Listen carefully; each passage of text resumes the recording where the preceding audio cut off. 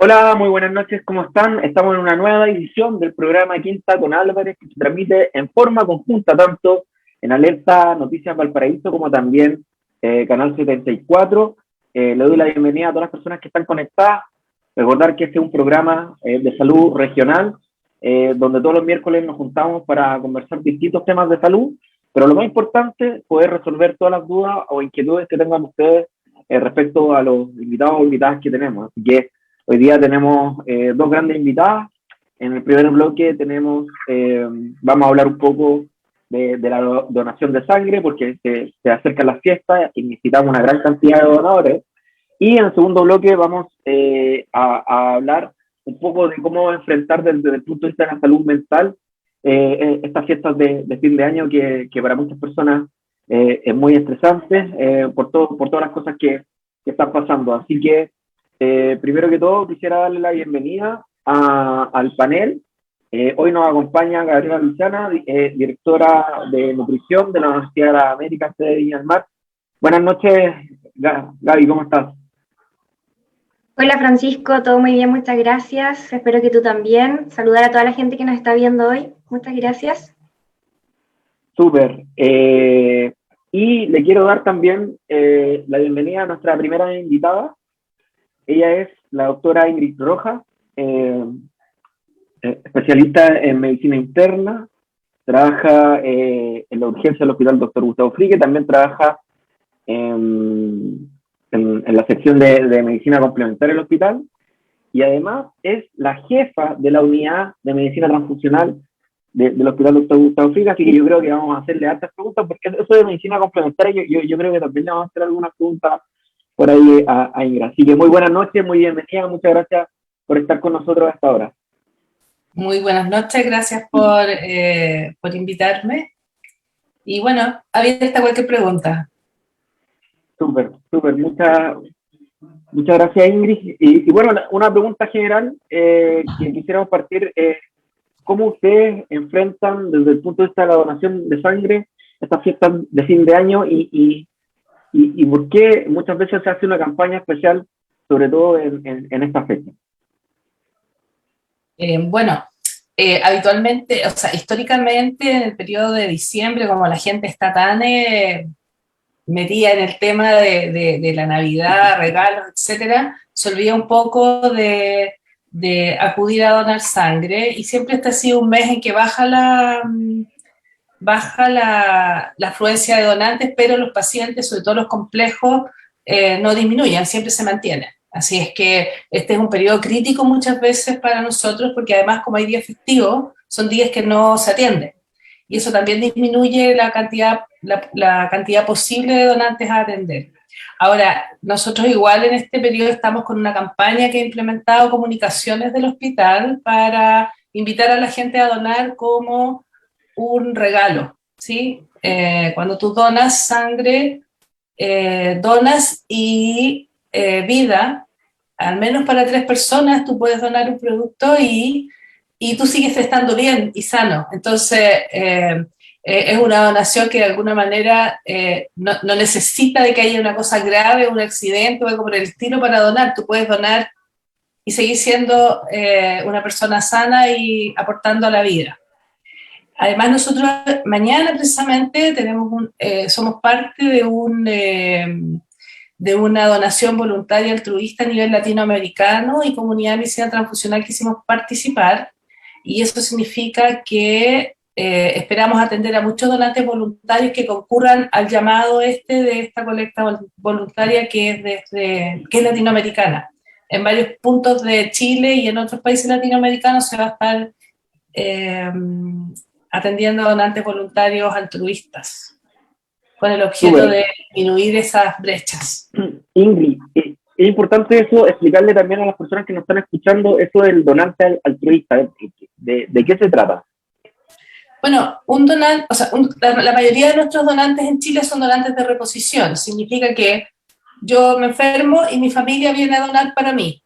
El donante altruista, voluntario altruista, es una persona que dona periódicamente 2 o 3 veces al año, solamente para ayudar a cualquier persona, en forma anónima, por decirlo así, no dirigido.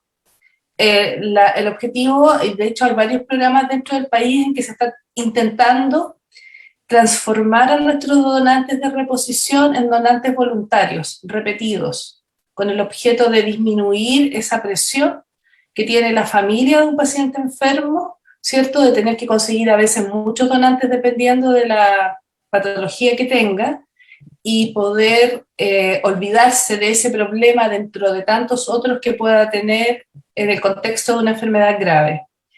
El donante voluntario altruista es aquel que dona 2 o 3 veces al año en forma desinteresada y solo por colaborar. Eso es una muy buena aclaración y bueno, se están conectando hartas personas a esta hora. Tenemos más de 100 personas conectadas que nos están viendo y nos están mandando muchos saludos. Osvaldo Peralta, Luis Castaña, de Alerta Noticias Valparaíso. Por otra parte también Rochi Ramírez nos saluda, Jimena Romero, Carolina Grave. Así se van sumando y también nos van haciendo muchas preguntas que nos están llegando, así que ahí de a poco las vamos a ir preguntando. Pero yo sé que Gabriela tiene una muy buena pregunta. Así es, gracias Panchito. Ingrid, buenas noches, bienvenida, muchas gracias por acompañarnos y por estar aquí brindando educación gratuita a la comunidad. Estamos, como tú dijiste, en la campaña de donación, principalmente de estos donantes altruistas. En nuestro país tenemos 51 lugares fijos de donación de sangre, pero en nuestra región, ¿dónde los podemos encontrar? Mira, los lugares fijos son el Centro de Sangre de Valparaíso, que está en la Sudial Litre, al frente, digamos, al frente del Van Buren, por la Sudial Litre, ¿sí? Al lado del consultorio Jean-Marie Terry. No sé, ahí se ubican un poco más. Está en el Hospital Gustavo Frique. Nosotros estamos atendiendo hoy día en las dependencias del Hospital Nuevo, en el piso 1, con todas las condiciones de seguridad y para atenderlos. También hay un sitio fijo en el Hospital de Quillota, que atiende también a donantes, y también hay sitios fijos, no en la región del Paraíso, pero por ejemplo en los Andes y en San Felipe, también, que pertenecen al área, digamos, al área de la quinta, del Centro de Sangre del Paraíso. ¿Ya? El Centro de Sangre del Paraíso además abarca Arica, Iquique, Antofagasta está aparte, la tercera región, también colabora con la cuarta región y la sexta región, es súper extenso. Así nos damos cuenta, o sea, hay hartos lugares donde podemos asistir y podemos asistir con tranquilidad porque están todos los resguardos, ¿cierto? Pensando en la contingencia que aún estamos por la pandemia, ¿cierto? Por lo tanto, la gente puede asistir con toda tranquilidad a hacer estas donaciones. Ingrid, sí, mira, hace unos programas atrás nos acompañó también Carla Salvo, la hematóloga, ¿cierto? Y nos indicó que hay ciertos criterios para poder donar sangre. ¿Tú nos podrías recordar cuáles son estos? Y lo consulto principalmente enfocándonos en el periodo, ¿cierto? En la fecha en la que nos encontramos, donde queremos resaltar la solidaridad, los regalos consentidos, ¿cierto? Bajar un poco este tema tan consumista, niveles de estrés, que ya el próximo bloque vamos a hablar sobre eso. Entonces, pensando quizás en algún regalo un poco más altruista, y para recordarnos cuáles son los criterios o las condiciones que tenemos que cumplir para poder donar sangre, ¿nos puedes recordar eso? Sí, claro. Bueno, en general pueden donar sangre las personas que tienen entre 18 y 60 años, pero en este último periodo de tiempo se ha abierto, por ejemplo, a una persona que tiene 17 años, pero que está con la autorización de sus padres, ¿sí? O de su tutor legal, y tiene que acompañarlo además a donar. También podría donar una persona que tiene más de 60 años si ha sido donante voluntario o donante repetido en los últimos años, ¿ya? Y tiene una condición de salud que le permite, ¿cierto?, tener un proceso seguro no solo para el que recibe la sangre, sino también para él como persona. En general, obviamente, nosotros se les saca sangre a personas que estén sanas, que no tengan algunas, que sean infecciones, que no hayan tenido intervenciones quirúrgicas en los últimos 6 meses. Antiguamente el periodo de restricción era mucho más amplio, era como de 1 año. Hoy día eso es a raíz de mejores exámenes o digamos con periodos de ventana que se han ido acortando gracias a las tecnologías de los exámenes, ha permitido disminuir ese periodo de tiempo y entonces una persona, por ejemplo, que se hizo un tatuaje hace 8 meses atrás, puede donar. ¿Te fijas? Que hay mucha gente que piensa, me hice un tatuaje y ya nunca más puedo donar. No, sí puede donar, pero tiene que pasar un periodo de seguridad, ¿sí? O si ha cambiado pareja, que también que es una de las principales causas por las cuales a veces se rechaza a la gente. No es que pensemos mal de la gente, pero uno tiene que asegurar que hay un periodo de seguridad que es mínimo de 6 meses, ¿cierto? En que yo tengo una pareja estable en los últimos 6 meses. Puedo haber tenido las que quiera, pero los últimos 6 meses, una, estable. ¿Te fijas? Son cosas que a veces la gente no las entiende muy bien, pero son simples. Y no son, porque a veces la gente piensa, me están discriminando. No, no es así, es que uno tiene que pensar en quién va a recibir la sangre. Y la sangre la puede recibir una guaguita recién nacida, prematura, por ejemplo, o la puede recibir mi abuelita o tu abuelita. Entonces, uno, ¿qué quiere? Que reciban lo mejor posible. Y en ese contexto es que existe esta selección y se piden ciertas características, digamos, a los donantes. Hay enfermedades crónicas que pueden donar. Por ejemplo, si yo soy hipertensa y uso un medicamento y estoy estable, puedo donar. Eso no me exime. ¿Ya? Pero lo importante es que la persona esté bien para donar y que no vaya a ser un riesgo para ella someterse a una donación. ¿Y haber consumido bebidas alcohólicas, por ejemplo? Bueno, el día anterior lo ideal es que no hayas consumido bebidas alcohólicas, las 24 horas anteriores. También se recomienda que no hayas fumado en el último tiempo, porque son condiciones que te pueden producir cierta labilidad, o bien la sangre no está en las mejores condiciones. Súper. Obviamente, Bueno. si tú hablas de alcohol y de fumar, con mayor razón de drogas, ¿sí? Absolutamente. Muchas gracias, Ingrid, súper claro. Súper. Okay. Muchas gracias, Ingrid. Mira, ya están llegando varias preguntas de las personas que nos están viendo, tanto por Alerta Noticias Valparaíso como por Canal 74, y por Alerta Noticias Valparaíso, Bernardo Carreño pregunta: yo tuve hepatitis hace 20 años. ¿Puedo donar sangre? No recuerdo el tipo de hepatitis. ¿No fue de transmisión sexual o algo parecido? Mira, la hepatitis son varios virus los que producen hepatitis, ¿ya? La hepatitis que ocurre cuando uno es niño es la hepatitis tipo A, que es una infección intestinal por comer comidas contaminadas con heces, y generalmente no se transmite por la sangre. Hay otro tipo de hepatitis que sí se transmiten. Entonces, en el fondo, en la entrevista, el tecnólogo médico que entrevista o el entrevistador va a hacer consultas tendientes a ver si esta hepatitis fue de un tipo o del otro, y eso va a significar un rechazo o no de la persona, ¿sí? Si la persona tuvo una hepatitis antes de los 12 años, habitualmente suponemos que es una hepatitis tipo A, que cada vez son menos frecuentes además en Chile por el saneamiento ambiental que hay hoy día, que es mucho mejor que antes, ¿no? Generalmente no se exime, puede donar. Además, a todas las sangre se le realizan exámenes.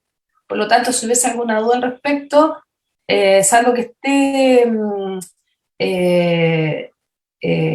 certificado el tipo de hepatitis, sí, o sea, si yo sé que tuve la hepatitis B, por ejemplo, obviamente no voy a donar, no puedo donar, ¿sí? Pero si no sé, y me ocurrió cuando era chico, podría donar, y los exámenes igual se le van a hacer a la muestra, a la sangre que se tome. Perfecto, Ingrid. Tenemos otra pregunta de Rochi Ramírez de Canal 74 que nos dice: ¿cuál es el grupo de sangre más difícil de encontrar o que donen menos? Y por otra parte, ¿cuál es el concepto de donador universal? Bueno, en realidad en Chile el grupo sanguíneo más frecuente es el grupo O positivo, ORH positivo. Y el segundo más frecuente es el ARH positivo. Siempre los RH negativos, por ejemplo, son grupos más escasos, ¿ya? Porque está menor en la población. Entonces, cuando nos llega un paciente O negativo es más complicado porque hay menos gente también en la población sana que son donantes. Así que es relativo en realidad, depende del paciente, ¿sí? Ahora, el donador universal se le llama a la persona que le puede donar sangre a una a una persona con cualquier grupo sanguíneo. Y ese es el paciente que tiene el grupo o RH positivo u ORH negativo. ¿Ya? Esos son los dadores universales, y ellos solo pueden recibir su mismo grupo, pero le pueden dar a una persona que tiene el grupo A, o el grupo AB, o el grupo AB. Ese es el concepto de donante universal. No, muy claro, Ingrid. También tenemos otra pregunta de una persona que no sigue, pero dice que no coloquemos su nombre. Pregunta: si yo voy a donar sangre, o sea, con la cantidad que me sacan de sangre, ¿eso influye en que la persona pierda peso? ¿Nutricionalmente genera alguna complicación? No. Nada. No, la verdad es que la donación de sangre es un procedimiento bastante seguro. Por eso que hay exigencias. Por ejemplo, no puede tener menos de 50 kilos, ¿sí? Porque es un porcentaje de la sangre que circula en tu cuerpo el que se saca. Ese porcentaje, ese volumen, digamos, va a depender de la volemia, que es la cantidad de sangre total que yo tengo. Y esa volemia tiene que ver con mi peso. Si yo estoy bajo peso, peso menos de 50 kilos, es de riesgo, ¿sí? Por eso no se le saca a los niños. O a las personas que tienen muy bajo peso, porque es un riesgo para la persona que dona. No significa que su sangre sea mala, significa que ellos corren riesgo. Lo que se saca habitualmente son más o menos 400 cc aproximadamente de sangre. Y la volemia normal de una persona, peso promedio, son como 5 litros.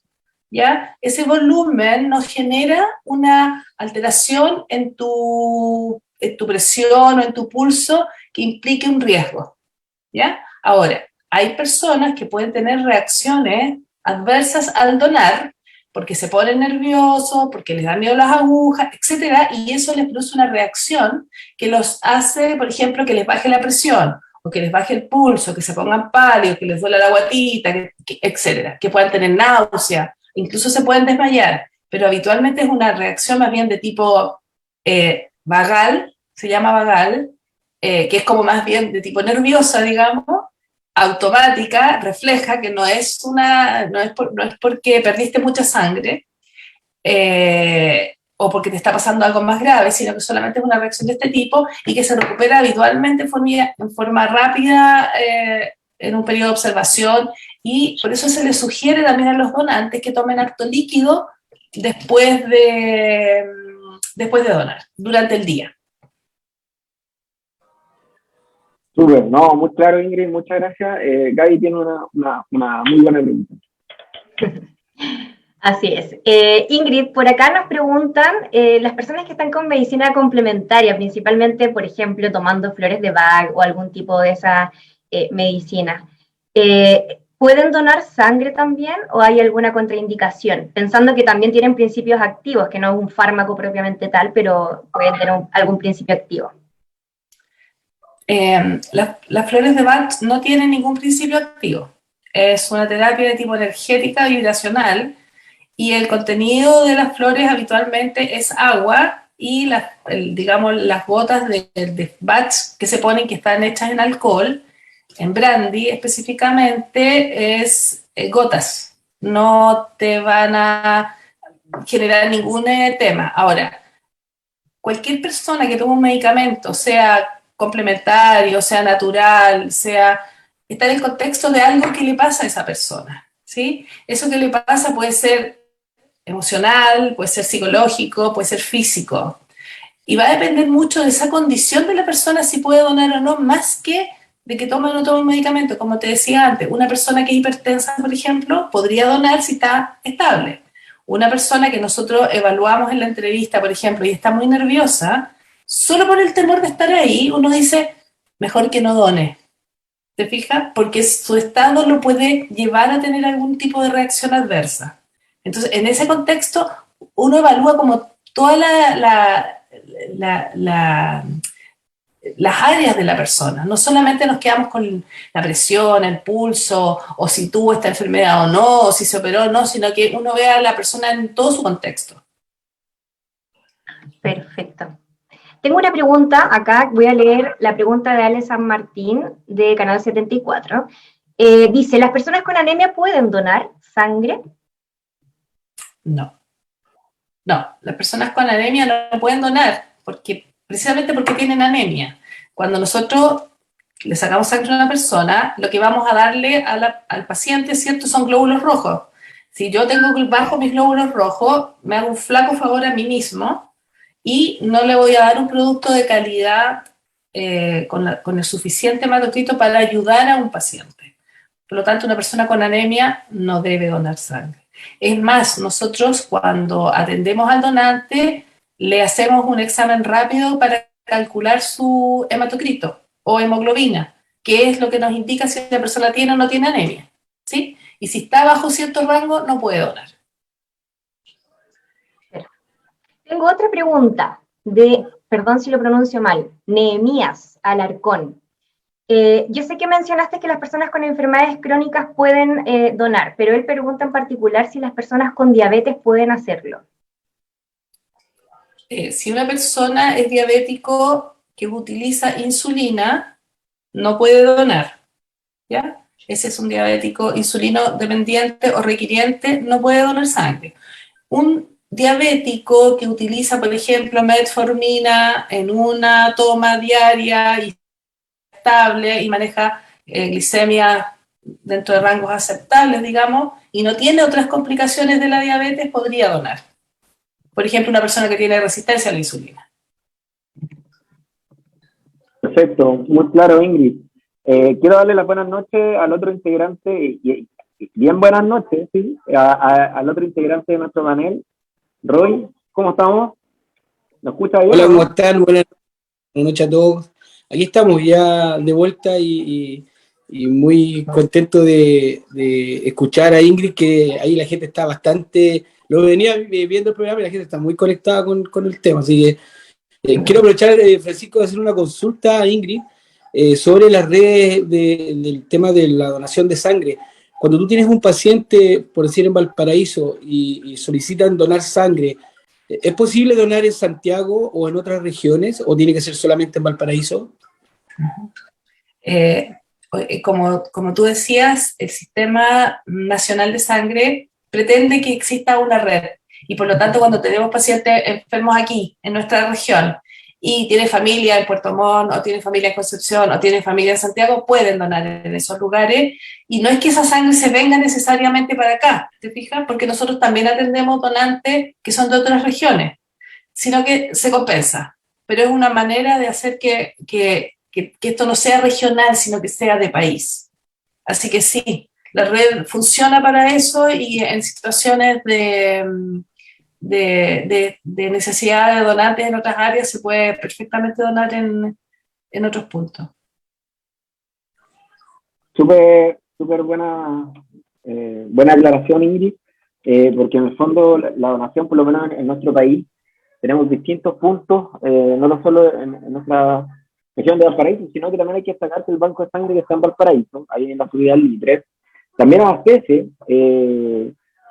a toda la macrozona norte. Entonces es importante este banco de sangre que no tan solo va en ayuda, ¿no es cierto?, de las personas que necesiten por algún tipo de tratamiento en nuestra región, sino que también en las regiones del norte.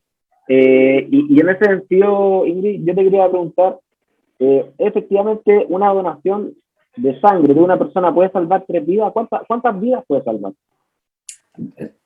Se dice que 3, ¿no? Porque tú de una unidad de sangre que le sacas a una persona puedes obtener 3 productos. Podrías obtener hasta 4 productos si es que, dependiendo de las técnicas, pero al menos se obtienen 3 productos, que es el glóbulo rojo, el plasma y las plaquetas. Lo que más ocupamos hoy día en los hospitales son los glóbulos rojos y las plaquetas, ¿ya? Las plaquetas especialmente para los pacientes oncológicos, niños y adultos también, ¿sí? O algunas cirugías complejas como las cardíacas. Perfecto, súper clara, Ingrid. Mira, las personas agradecen. Daniel Alarcón dice qué interesante tema, aplaude por su participación. También Jimena Romero nos señala muy buena información, Ingrid, y también muchas personas que nos van escribiendo, que nos van diciendo, oye, que la inviten de nuevo, así que de verdad muy agradecido, Ingrid, que te puedas conectarte a esta hora. Y te quisiera hacer una última pregunta en relación a tu labor respecto a la medicina complementaria en el hospital. Nos gustaría saber de qué se trata o cómo los pacientes se pueden ver beneficiados. Bueno, la unidad de medicina complementaria del hospital está creada por resolución en octubre del 2015, así que ya llevamos como 6 años funcionando. Está orientada hacia los pacientes del Hospital Gustavo Fricke y hacia los funcionarios y también hacia los familiares de los pacientes que a veces lo requieren. Y en el fondo es un aporte al tratamiento convencional que reciben nuestros pacientes. Tú sabes que en el Hospital Fricke la mayoría son pacientes crónicos con enfermedades muchas veces bien complejas, que se asocian a fenómenos emocionales importantes que influyen en su patología, y es hacia esa área donde nosotros nos orientamos principalmente. Los pacientes obviamente mantienen todo su tratamiento crónico establecido por sus médicos tratantes y son ellos mismos los que los van derivando dependiendo del requerimiento del mismo paciente, o también porque algunos médicos tienen una mirada abierta hacia las medicinas complementarias que además, digamos, se están promoviendo desde el ministerio, ¿ya? Y esto, digamos, nace además de una propuesta de la OMS a los países miembros para implementar en todos los hospitales y en todos los centros de salud, de modo tal de que pueda haber un acceso universal a las medicinas complementarias dentro de los servicios de salud de todos los países miembros. Y en ese contexto nosotros lo que más hacemos hoy día es terapia floral de Bach, que de alguna u otra manera ha sido más fácil en tiempos de pandemia, donde mucha gente no, digamos, disminuyó la atención presencial, y esta tú la puedes de alguna manera hacer más fácilmente a distancia, ¿sí? Conversando con las personas telemáticamente y preparándoles sus flores para que ellos las retiren cuando puedan. Así lo hemos hecho, nos ha funcionado. Obviamente en este periodo de pandemia nuestros principales pacientes, clientes o consultantes han sido nuestros funcionarios también. Sí, eso lo sabía porque yo también trabajo en el hospital y tengo varios colegas que se han atendido contigo, así que sin duda una labor importantísima, algo que es algo que sí está autorizado también por el Ministerio de Salud, también es importante señalarlo, la medicina complementaria. Y de verdad te quiero agradecer, el tiempo se nos pasó volando, ya son las 9:30, y de hecho, uno viendo todos los comentarios, claramente te vamos a invitar en un próximo programa. Yo creo que también un poco hablar de medicina complementaria, que es algo que las personas también tienen hartas dudas, oye, ¿sirven o no sirven las flores de Bach? Entonces, gratamente te vamos a querer invitar en una próxima oportunidad. Y como parte de Alerta Noticias Valparaíso y también de Canal 74 y por parte del panel acá presente, te queremos despedir y muchas gracias por tu participación. Muchas gracias a usted, Francisco. Fue súper grato en realidad conversar con ustedes y con la gente a través de ustedes. Así que yo feliz de participar nuevamente. Ustedes me dicen. Ya, súper. Muchas gracias, Ingrid. Okay. Que estés bien. Chau. Adiós. Saludos a todos. Chao, chao. Bueno, y se nos pasó la hora volando y estamos ahora a punto de comenzar el segundo bloque del programa Quinta con Álvarez, transmitido en forma conjunta tanto en Alerta Noticias Valparaíso como por Canal 74. No se olviden, programa de salud regional. Y hoy tenemos una gran invitada también. Ella es psicóloga, Cecilia Vidal Astroza, académica de la carrera de Psicología de la Universidad de las Américas, sede de Viña del Mar, magíster en Psicología Clínica y Psicoterapias Contemporáneas, y la invitamos especialmente para que nos pudiese hablar cómo enfrentamos este fin de año. Así que ya no sé si Cecilia ya está conectada por ahí. Sí, acá estoy, Francisco. ¿Me ven? Sí, te vemos. Muy buenas noches, Cecilia, ¿cómo estás? Hola, buenas noches, Francisco.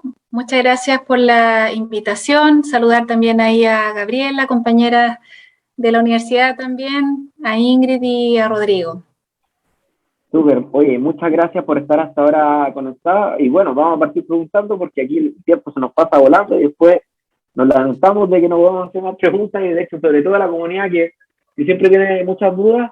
En ese sentido, ¿qué tan estresante, o ustedes desde el punto de vista de la salud mental, qué tan estresante es un término de año o que se venga la fiesta, no sé?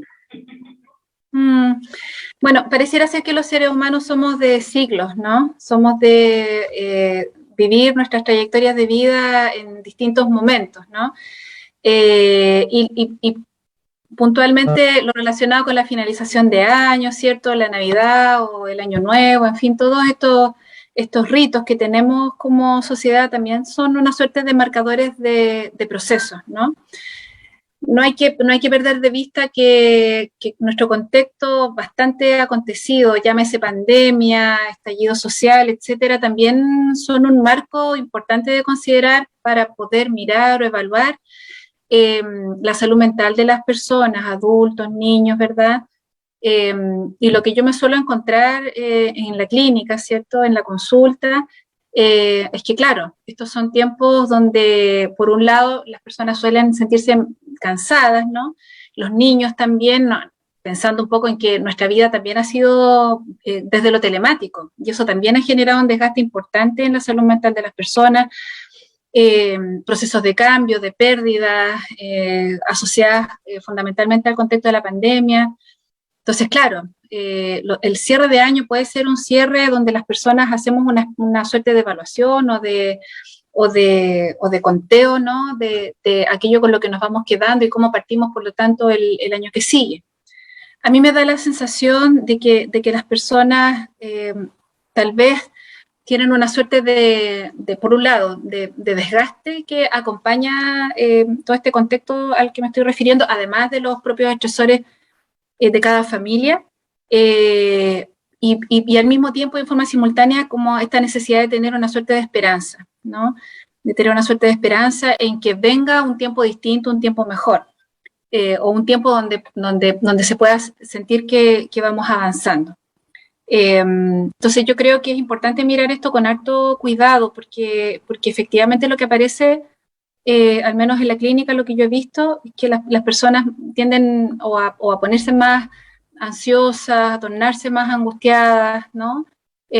Porque es un tiempo efectivamente donde uno hace una suerte de evaluación, y a veces esa evaluación, claro, está más cargada como un poco para el déficit, más que para lo avanzado o a lo que se pudiera avanzar en el periodo que sigue.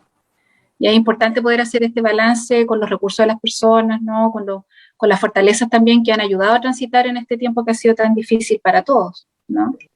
Como lograr equilibrar con criterio de realidad y a la vez aquello que nos permite seguir avanzando en mejores condiciones. Así es, Cecilia, y ya nos están haciendo muchas preguntas, y una de las preguntas se la quiero hacer Gabriela. Sí, mira, siguiendo el mismo contexto ya de Navidad para después ir tocando otros temas, y aquí les pido que tengan mucha precaución las personas que están con niños alrededor, porque voy a hacer una pregunta que puede ser un poco conflictiva, ¿ya? Así que o bajan el volumen o sacan a los niños.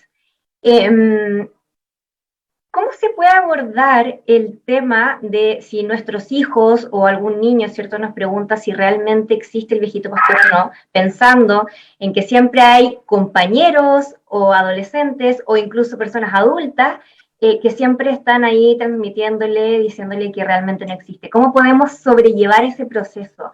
Y si es recomendable que nosotros nos adelantemos como padres o como responsables de los niños, nos adelantemos a más o menos introducir el tema, o sencillamente esperamos a que ellos nos pregunten.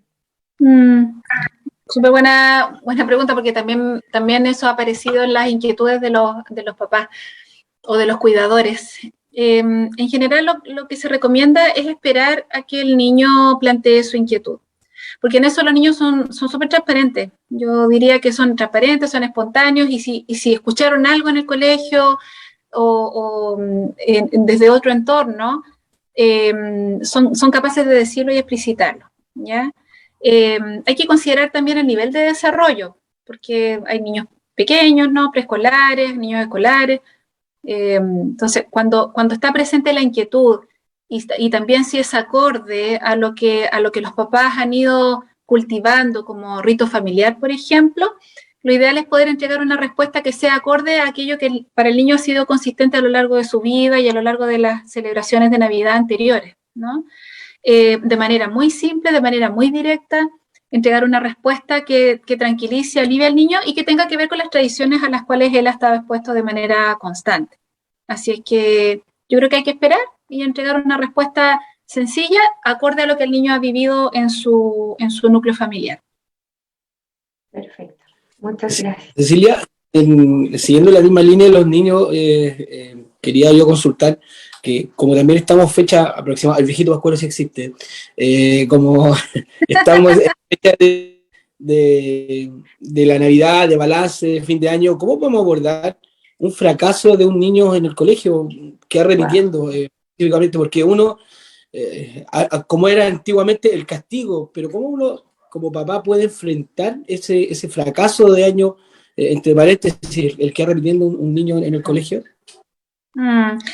Súper interesante pregunta. Primero, tal vez no utilizar un lenguaje que sea estigmatizante, como por ejemplo la palabra fracaso. Y yo tiendo a pensar que seguramente para que ese resultado se diera es porque hubo una trayectoria previa. Es decir, este niño seguramente no podía rendir en mejores condiciones, o a lo mejor habían dificultades relacionales, ¿verdad? Seguramente hubo una trayectoria previa que desencadenó este desenlace. Muchas veces lo importante es poder mirar y comprender por qué ocurre, por ejemplo, la reprobación, ¿sí? Y estoy pensando nuevamente en el tema de la pandemia. Yo creo que la posibilidad de poder estudiar en general en pandemia, estoy hablando de estudiantes básicos, secundarios, universitarios, estuvo totalmente interferida por todo este contexto en el que estamos viviendo, ¿no? Y si llegase a suceder que finalmente esa fue la resolución del colegio en este tiempo, ¿no? A puertas de la finalización de año, yo creo que sería importante trabajarlo con los padres en términos de que tal vez en este momento no se podía rendir en mejores condiciones y que el niño pudo hacer su mejor esfuerzo y que tal vez la reprobación, más que reprobación, es la necesidad de contar con más tiempo para poder aprender los contenidos o para poder revisar aquellas condiciones que fueran más propicias para que él pueda rendir en mejores condiciones. Entonces, primero, desestigmatizar, mirar comprensivamente lo que sucedió, porque a un niño no les va mal en el colegio necesariamente porque no tenga las competencias o las capacidades. Normalmente tiene que ver con condiciones que se suman, factores que se suman normalmente y que tienen una incidencia en su desempeño. El primer factor que yo miraría así, pero finamente, es cómo la pandemia y sus consecuencias emocionales pudieron haber impactado en su capacidad de poder rendir, estar en lo telemático, ¿no? Volver después a lo presencial, la relación con los compañeros, o sea, miraría profundamente y al dedillo aquello que pudo haber confluido con estos otros elementos para no poder estar en mejores condiciones de estudiar. Cecilia, ¿y por qué te pregunto esto? Porque finalmente en esta fecha, lamentablemente tú sabes que nosotros, bueno, somos canal y a veces cubrimos muchas noticias, y en esta fecha generalmente se ocurría el tema de, como tú decías, el que repitiendo, cómo se lo digo a los papás, y se sumergían en una crisis los niños que finalmente incluso llegaban hasta a veces los suicidios. Sí. Mira, primero creo que si a esta altura, en diciembre, ponte tú, noviembre, un niño o un adolescente tiene que comunicar este resultado a los papás, yo me preocuparía de mirar por qué estos papás no estaban enterados de la trayectoria previa del hijo, ¿ya? Porque en realidad hoy en día tenemos mucho más posibilidad de estar conectados y comunicados con los colegios, ¿no? Con los equipos educativos. Y yo tiendo a pensar en mi experiencia relacionándome con los colegios también por los pacientes que veo. En general, los colegios están tratando de tener esta interlocución con esos adultos. Trataría de entender por qué estos adultos se están enterando recién ahora, ¿no? ¿Qué pasó? Y los asesoraría también, porque si se están enterando recién ahora, probablemente su reacción va a ser una reacción tal vez intensa, difícil. Trataría de contener eso y ayudarlos a mirar qué pasó antes, ¿no? Y trataría de hacer un enlace también con el colegio, porque esto mismo que está pasando ahora se podría volver a repetir, ¿no? Y hay que, creo, mirar profundamente qué ocurrió durante el año con este chico que no pudo tal vez avanzar al curso que le correspondía el año que sigue. Pero creo que hay que hacer una mirada comprensiva con los chiquillos, pero también con los adultos. Y a los adultos también les ha tocado re difícil. Sostener mucho, en general es así, pero en este tiempo mucho más todavía. Entonces creo que hay que hacer un zoom ahí para ayudar a estos padres, para que también estén en mejores condiciones de ayudar a su hijo a entender este momento como algo que tal vez les está pasando a todos y que hay que aprender de esto que sucedió para que no vuelva a ocurrir. Súper clara, Cecilia, muchas gracias. Bueno, Jimena Romero dice, hola Cecilia, gracias por tu ayuda. Y en el canal 74, Rochi Ramírez nos pregunta, en estas fechas, ¿aumentan los casos de depresión o intentos de suicidio dentro del año? ¿Es una de las fechas con mayor tasa o no? ¿Cuál?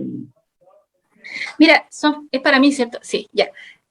Son fechas vulnerables, yo diría, al contrario de lo que se tiende a pensar, porque, bueno, la publicidad nos muestra otra cosa, pero en la realidad nos encontramos con que, sobre todo para las personas que están cursando situaciones de pérdidas de personas por fallecimiento, pérdida económica, crisis, ¿verdad?, que son habituales en la vida y en el desarrollo evolutivo de cualquier persona. Todos los momentos, comillas, de celebración, llámese 18 de septiembre, la Pascua, el Año Nuevo, pudieran tal vez agudizar sintomatología que se viene cursando de antes. ¿Por qué? Porque las personas sienten que el mundo está en modo celebración, en modo fiesta, por decirlo de alguna manera, ¿no? Tú prendes la tele, miras las redes sociales y está todo el rato, como estamos todo el rato bombardeados con esto de que tenemos que estar contentos, felices, etcétera. Y para las personas que están cursando procesos de vida que son tal vez más complejos, difíciles, incluso esperables, se nota más la diferencia de aquello que ellos no pueden lograr sentir. Entonces, eso mismo podría acrecentar o agudizar sintomatología ansiosa, incluso depresiva, casi como un efecto paradójico de las celebraciones. De hecho, es cuando los que trabajamos en esta área tenemos como más ojo, como que estamos un poco más pendientes de cómo nuestros atendidos, cómo las personas transitan por estas etapas o por estos hitos sociales, donde se espera que las personas estén más contentas y en modo celebración, para poder contener, para poder prevenir, para poder ayudar a las personas en términos de que esto podría efectivamente agudizarse. Súper clara, Cecilia, y muchas gracias también por la aclaración. Por parte del panel, Gabriela también tenía otra pregunta. Gaby. Sí, tengo una pregunta que nos hacen llegar acá por interno y tiene que ver con las personas que tienen diagnóstico de depresión y están sin ganas de salir, el día a día con suerte se levantan. ¿Alguna recomendación para poder romper y salir de ese círculo vicioso? ¿Estamos hablando de adultos? Adultos, sí. Ya. Bueno, para las personas que se encuentran con tratamiento, porque en realidad la depresión tiene un tratamiento y un tratamiento que es combinado entre la psicoterapia y la medicación que ayuden a la persona a nivelar mínimamente el ánimo, la energía, aspectos vegetativos cotidianos. La verdad es que lo que puede ayudar muchísimo es justamente, primero, sobre todo en estas fechas, estar en contacto permanente con su equipo de tratamiento o con la persona que esté, el profesional que esté a cargo del tratamiento, justamente para poder ir revisando y mirando cómo transcurre, digamos, su proceso en este periodo. Para las personas que no están o que sospechan que están con síntomas depresivos, que no ha sido diagnosticado, la verdad es que es bueno poder conversar con alguien de confianza, con alguien de la familia o del entorno afectivo de la persona para poder buscar ayuda profesional si es necesario, ¿ya? Yo creo que es re importante poder abrir, o si uno sospecha que tiene un pariente o un familiar o un amigo que ha cambiado su comportamiento y notamos que esta persona deja de hacer cosas que antes disfrutaba, pensando en que la depresión es una alteración del ánimo importante y que la persona no lo puede controlar, tal vez uno ir y hacer la pregunta, te he notado que estás distinto en el último tiempo, noto que hay cosas, ya no te vemos o de alguna manera has cambiado tu actuar, te sientes bien, necesitas ayuda, a veces es importante ir desde afuera a tratar de pesquisar qué es lo que está sucediendo, ¿ya? No sé si respondí la pregunta, porque creo que me fui para otro lado, Gabriela. Yo siento que sí, pero era como entregar algunas recomendaciones o tips, porque ocurre que, bueno, conozco a esta persona que tiene el diagnóstico de depresión, ¿cierto? Pertenece a un club de personas mayores donde realizan actividad física 3 veces a la semana, pero no tiene mucha motivación de salir, a pesar de que tiene una red de apoyo ahí en amistad súper importante, pero no tiene las ganas, como le da pena, no quiere salir, prefiere estar encerrada. Entonces, ¿alguna recomendación de cómo impulsar salir, romper ese círculo? Yo creo que ahí es importante el entorno. Si estamos hablando de un adulto mayor, el tema de la integración social es importante, vital, sobre todo en el tema de los adultos mayores. Tal vez ahí uno puede hacer ciertas negociaciones, porque si uno empuja demasiado, eso puede tener también de nuevo de vuelta el efecto rebote, la persona siente que trata de entusiasmarse, no lo logra, se vuelve a sentir culpable y ahí tenemos de nuevo otra razón para volver a sentirse deprimido o sin ánimo.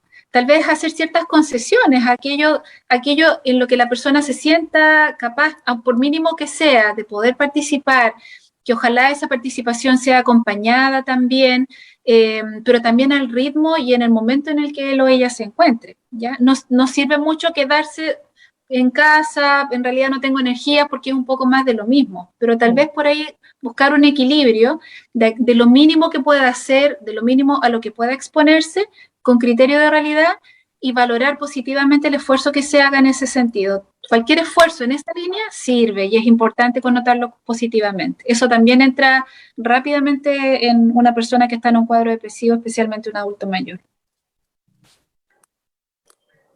Súper clara, Cecilia. Yo tenía otra pregunta. Roy lo dijo, el viejito pascuero existe. Pero yo sé que también hay muchos papás y mamás que en algún momento le dicen que no existe. En algún momento de la vida. ¿Qué tan traumante puede ser esto para un niño? ¿Cuál es tu consejo ahí?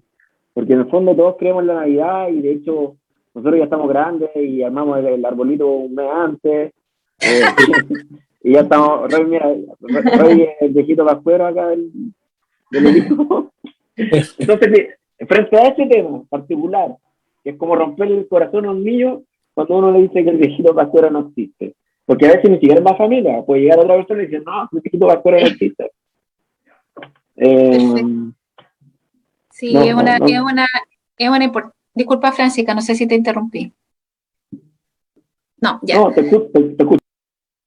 Yo creo que una de las competencias más importantes que tenemos los seres humanos, especialmente los adultos, respecto a los niños, es la capacidad de empatizar. Y yo creo que si uno logra entender que lo primordial es la necesidad emocional del niño, yo creo que eso debiera ordenar todas nuestras decisiones en términos de qué mensaje les transmitimos a ellos, ¿ya? O sea, yo creo que desde la capacidad de poder empatizar con esas necesidades, sobre todo en estas fiestas, claro que yo voy a medir y voy a considerar desde otro punto de vista aquello que le voy a transmitir a mi hijo, ¿ya? Si yo sé que lo que le voy a decir en cualquier orden de cosas, no tan solo en este tema, lo va a afectar, ¿verdad? O lo va a impactar de manera negativa, chuta, voy a tener que buscar las palabras, voy a tener que buscar el modo, e insisto en el tema del desarrollo evolutivo, porque si es un niño, no sé, de 6 años, de 7 años, chuta, ahí es importante considerar que lo que yo le transmito a él o a ella, para él es la verdad. Lo que está diciendo el papá, lo que está diciendo aquellas figuras de autoridad y figuras de afecto que son importantes en la vida del niño. Por lo tanto, para cualquier cosa que yo le quiera informar a mi hijo o aquello que yo le quiero enseñar, es importante que yo pueda considerar cómo esto va a impactar emocionalmente a mi hijo, ¿ya? Es más, yo puedo incluso predecir, si conozco a mi hijo y conozco su manera de emocionar, yo incluso puedo predecir cómo es que él va a recibir aquello que yo le quiero transmitir. Si yo tengo mentalizado a mi hijo, ese es el concepto, si tengo mentalizado cómo él va a recibir esto en términos emocionales, también estoy en mejores condiciones de poder decidir aquello que le quiero transmitir en términos de cualquier información necesaria. Súper clara, Cecilia. Gaby tiene una pregunta de Alerta Noticias Valparaíso, creo. Así es, Francisco. Es una pregunta que hace Rodrigo Salcedo, que es muy buena, y es algo que nosotros siempre tratamos de tocar. Nos pregunta, dice, ¿qué pasa con las personas que no podemos acceder por un costo a un psiquiatra o un psicólogo? ¿Cómo podemos nivelar el estado de ánimo? Es bueno, si estamos frente a un cuadro depresivo, si estamos hablando de un trastorno de la salud mental, bueno, yo me imagino, o sea, no me imagino, en el sistema de salud público existe una red de salud en términos de la atención mental a la cual podemos acceder, ¿ya? No sé la situación puntual de la persona que consulta, pero ahí hay que mirar, ¿cierto?, su sistema de salud. Debiera poder acceder al menos a una evaluación. Sabemos que todavía en nuestra cultura eso no es tan accesible, pero por lo menos hay mucho más avance hoy que lo que existía, por lo menos en la época en la que yo estudié y me formé como psicóloga, ¿no? Hay que mirar los propios sistemas de salud. Ahora, en términos de cuáles son aquellas cosas importantes que uno puede observar, por ejemplo, en un adulto, para poder más o menos pesquisar si es que se está instalando un trastorno de la salud mental como una depresión, es la pérdida del ánimo, la pérdida de la energía, la sensación de desvitalización, que esto se esté manteniendo, se presente y se esté manteniendo por al menos 2 meses, 3 meses, ¿no? Y que esto esté acompañado con otros síntomas también, como el insomnio, las dificultades para dormir, las dificultades para concentrarse, los sentimientos de culpa, ¿verdad? O aquellos pensamientos de rumiación que solamente generan estados negativos. Bueno, son varias cosas importantes que uno puede ir chequeando en una persona cercana en la que uno sospecha o en uno mismo también respecto de esto y tratar de acudir. Primero, tratar de hablar con alguien cercano acerca de lo que se siente. Y si yo sospecho de alguien, tratar de preguntarle también si es que ha habido algún cambio importante, si esta persona podría estar eventualmente cursando un trastorno de esta naturaleza. Es importante la comunicación. Debiera poder acceder, al menos por su sistema de salud. Sabemos que la salud mental en nuestro país está bien al debe. Y que ahí hay hartos desafíos que tenemos pendientes, ¿no? Siguen siendo espacios de atención que son, claro, complejos en términos de su accesibilidad. Sí, de hecho, Cecilia, bueno, la semana antepasada, porque como fue feria la semana pasada en un programa, invitamos a la presidenta del Colegio de Psicólogos, a Isabel Pulgar. Bueno, y ahí hablaba un poco también del déficit que existe en la salud mental en general en nuestro país, que el presupuesto de salud apenas supera el 2%, lo que establece el Plan de Salud Mental Nacional, ojalá llegara a un 5%, y aún así yo creo que con ese 5% quedamos cortos, pero claramente si duplicamos los recursos podemos enfrentar, sobre todo en la atención primaria de mejor forma, también toda la demanda. Y poco a poco también, y esto lo hemos visto en el día de hoy porque también los políticos lo han hablado mucho, porque antes era un tema súper estigmatizado, en que la salud mental es algo normal y que algo que tenemos que pensar, que tenemos que también poder consultar a un especialista, a un profesional de la salud como ustedes, por ejemplo, y que no tenemos que esperar estar colapsados o reventar para poder llegar a eso. Y en ese sentido nos siguen llegando muchas preguntas. De hecho, Rafael García dice, cuando tuve que hablar con mis hijos del viejo Pascuero, le dije que el viejo Pascuero existiría mientras él quisiera creer. Le dije a los 12 años que no existía. Chuta, complejo. Por otra parte, Rochi Ramírez dice, muchas gracias Cecilia por su ayuda. y el programa excelente, cada vez más exigente los contenidos, felices fiestas a todos, que Dios bendiga a todos. Y la verdad es que nos escriben muchas personas realmente muy agradecidas de poder que estés con nosotros y la disposición. En ese sentido, respecto a la salud mental, si tú tuvieras la posibilidad, Cecilia, de mejorar la salud mental en el país, ¿cuál sería tu foco? Uy, mi foco. Bueno, como se ha conversado bastante a propósito del trabajo de la Asamblea Constituyente, una de las cosas, así, perdón lo pragmática, pero yo creo que la inversión es importante en salud mental. Y no tan solo en salud mental, sino que en todos los aspectos que tienen que ver con nuestra forma de vida social. Porque no es casualidad que tengamos una cultura altamente ansiógena en adultos, en niños. Nos encontramos con índices de depresión alarmantes en los adolescentes y también en los adultos mayores, y eso la verdad es que a uno le genera más dudas acerca de qué parte de nuestra vida social es la que no está funcionando, o qué es lo que está pasando, que es un poco lo que ha ido ocurriendo después del estallido social. Yo creo que el tema de la inversión es importante, es gravitante, porque es lo que permite justamente contar, ¿no?, con un plan, por ejemplo, nacional de salud mental que esté robustecido y con una institucionalidad asociada a recursos para ello. Ahora, en términos de los focos, ¿a qué prestar atención? Pucha, son múltiples y variados, ¿no? Pero niñez, infancia, todo lo que tiene que ver con consumo de drogas, ¿no? Y todos esos temas que finalmente anestesian finalmente el estrés de las personas desde temprana edad, y también hacer el guiño a los adultos mayores. Parentalidad también es importante intervenir, porque en realidad estamos asistiendo a una generación de padres que aman a sus hijos, pero no saben muy bien qué hacer para poner normas, límites. Entonces ahí es importante, y cómo integrar eso con el afecto y el vínculo. Entonces también hay que fortalecer todos esos elementos que, bueno, y para qué hablar de la violencia, la intervención en violencia en todas sus formas y matices. Ahí también es necesario poder robustecer los programas con los que ya contamos, y tal vez ir creando iniciativas que vayan en la línea de poder integrar intersectorialmente el trabajo para prevenir y abordar la violencia de género infantil, la violencia hacia los adultos mayores, etcétera. Nos faltaría programa para poder detallar, pero bueno, es lo que se me viene a la cabeza. Cecilia. Ojalá que los equipos de los candidatos presidenciales te escuchen para que lo consideran en el programa. Es muy importante. Yo igual leí los programas de los candidatos.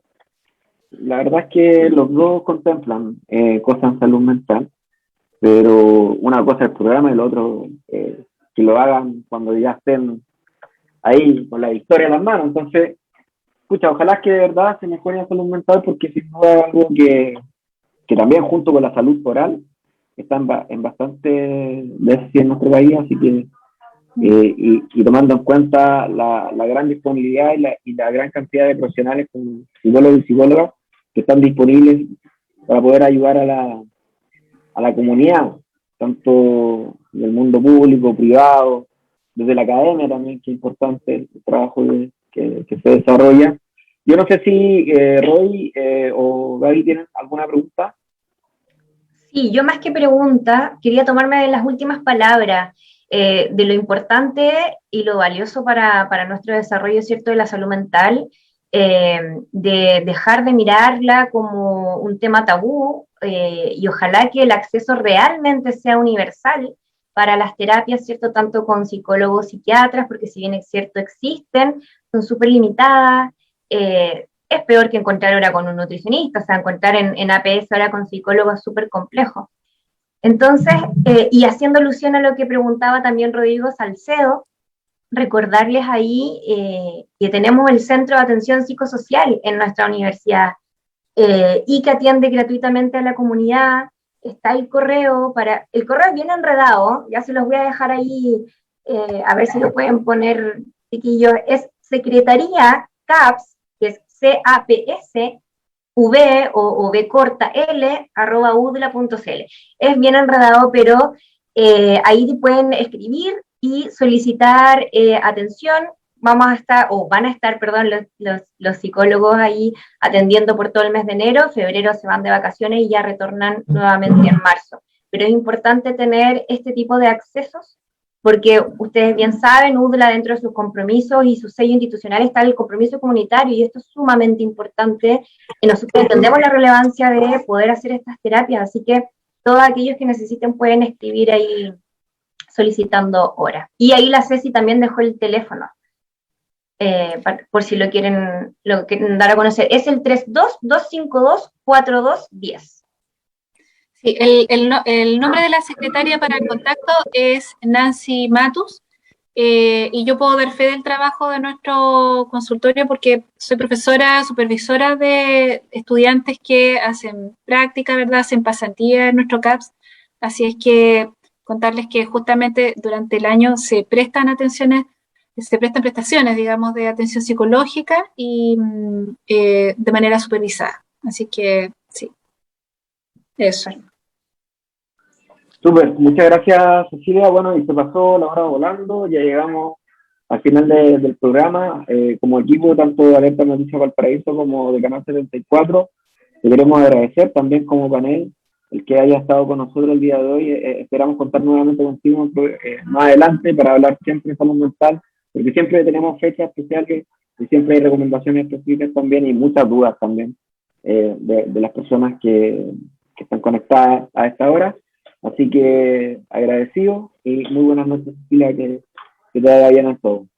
Sí, muchas gracias, Francisco, y bueno, también a Gabriela, a Rodrigo, súper interesante el espacio y espero haber contribuido con algunas recomendaciones, ciertas ideas y reflexiones importantes de hacer en esta finalización de año.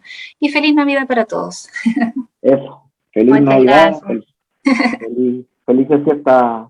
Felices Cecilia. fiestas. Bueno, gracias. Hemos llegado al final del programa y les quiero contar cómo se vienen los próximos programas. La próxima semana vamos a hablar del menú de Navidad. Vamos a dar tips de cómo hacer un menú saludable. Es importante. Bueno, tenemos una maestra acá que parte del panel que sabe arte y también sabe cocinar, que es una muy buena combinación. Y la semana subsiguiente, antes del año nuevo, vamos a tener una persona que nos va a recomendar cuáles son los principales accidentes que se pueden evitar, sobre todo en las fiestas de fin de año. Y vamos a tener también un veterinario que nos va a ayudar a dar tips de qué hacer con nuestras mascotas, con los fuegos artificiales, porque este año vamos a tener año nuevo en el mar, nuevamente en Valparaíso y en el mar. El año pasado lo suspendí yo, lo suspendí porque no estaban muy buenos los números y tampoco teníamos la vacuna en pleno, pero ya este año con la vacuna hemos podido claramente... Te tenían un altar en un momento cuando suspendiste los juegos. Pero fueron iguales en los cerros de Alpo. Mi hijo trabajaba en la pirotecnia antes, o trabajaba en la pirotecnia igual, pero le tocaba tirar en Valparaíso. Te amaba cuando... No, sí, hay hartos que murieron, pero nadie quería firmar la cuestión, pues, así que no tuve que hacer yo nada. Pero bueno, así que eso, muchas gracias a todas las personas que nos están viendo y nos vemos la próxima semana. Chao, Roy, chao, Guy, nos estamos viendo. Que estén bien. Buenas noches a todos, que estén bien. Chao, chao. Buenas noches.